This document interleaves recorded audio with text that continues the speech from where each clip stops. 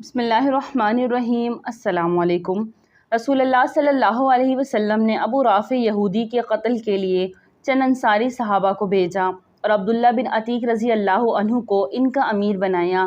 یہ ابو رافع نبی کریم صلی اللہ علیہ وسلم کو ایذا دیا کرتا تھا اور آپ کے دشمنوں کی مدد کیا کرتا تھا۔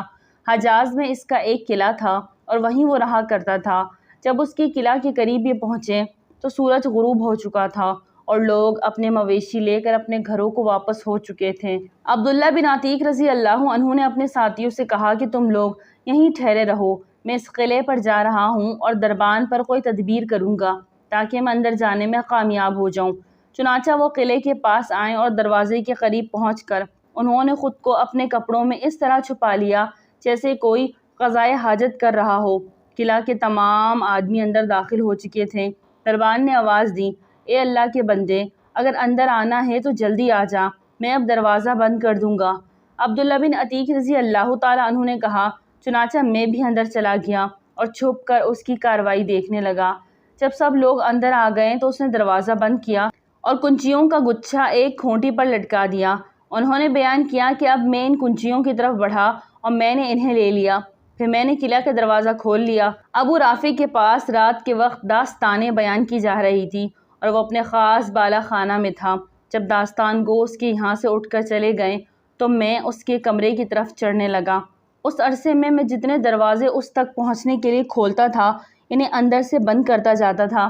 میرا مطلب یہ تھا کہ اگر قلعے والوں کو میرے متعلق علم بھی ہو جائے تو اس وقت تک یہ لوگ میرے پاس نہ پہنچ سکیں گے جب تک میں اسے قتل نہ کر لوں۔ آخر میں اس کے قریب پہنچ گیا۔ اس وقت وہ ایک تاریک کمرے میں اپنے بال بچوں کے ساتھ سو رہا تھا۔ مجھے کچھ اندازہ نہیں ہو سکا کہ وہ کہاں ہیں، اس لیے میں نے آواز دی، یا ابا رافع۔ وہ بولا، کون ہے؟ اب میں نے آواز کی طرف بڑھ کر تلوار کی ایک ضرب لگائی۔ اس وقت میرا دل دھک دھک کر رہا تھا، یہی وجہ ہوئی کہ میں اس کام کو تمام نہ کر سکا۔ وہ چیخا تو میں کمرے سے باہر نکل آیا اور تھوڑی دیر تک باہر ہی ٹھہرا رہا، پھر دوبارہ اندر گیا اور میں نے آواز بدل کر پوچھا، ابو رافع، یہ آواز کیسی تھی؟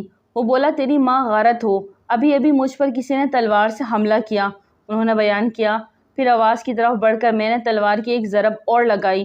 انہوں نے بیان کیا کہ اگرچہ میں اسے زخمی تو بہت کر چکا تھا لیکن وہ ابھی مرا نہیں تھا، اس لیے میں نے تلوار کی نوک اس کے پیٹ پر رکھ کر دبائی جو اس کے پیٹ تک پہنچ گئی۔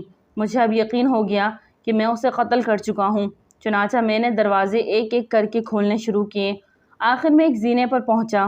میں یہ سمجھا کہ زمین تک میں پہنچ چکا ہوں لیکن ابھی میں پہنچا نہ تھا، اس لیے میں نے اس پر پاؤں رکھ دیا اور نیچے گر پڑا۔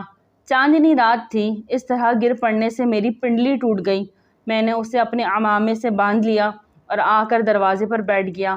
میں نے یہ ارادہ کر لیا تھا کہ یہاں سے اس وقت تک نہیں جاؤں گا جب تک یہ نہ معلوم کر لوں کہ آیا میں اسے قتل کر چکا ہوں یا نہیں۔ جب مرغ نے آواز دی تو اسی وقت قلعے کی فصیل پر ایک پکارنے والے نے کھڑے ہو کر پکارا کہ میں اہل حجاز کے تاجر ابو رافع کی موت کا اعلان کرتا ہوں۔ میں اپنے ساتھیوں کے پاس آیا اور ان سے کہا کہ چلنے کی جلدی کرو، اللہ تعالیٰ نے ابو رافع کو قتل کرا دیا۔ چنانچہ میں نبی کریم صلی اللہ علیہ وسلم کی خدمت میں حاضر ہوا اور آپ کو اس کی اطلاع دی۔ نبی کریم صلی اللہ علیہ وسلم نے فرمایا کہ اپنا پاؤں پھیلاؤ۔ میں نے پاؤں پھیلایا تو آپ نے اس پر اپنا دست مبارک پھیرا اور پاؤں اتنا اچھا ہو گیا جیسے کبھی اس میں مجھ کو کوئی تکلیف ہوئی نہ تھی۔ ناظرین، ویڈیو اچھی لگی تو لائک کریں، چینل کو سبسکرائب کریں اور دعاؤں میں یاد رکھیں۔ السلام علیکم۔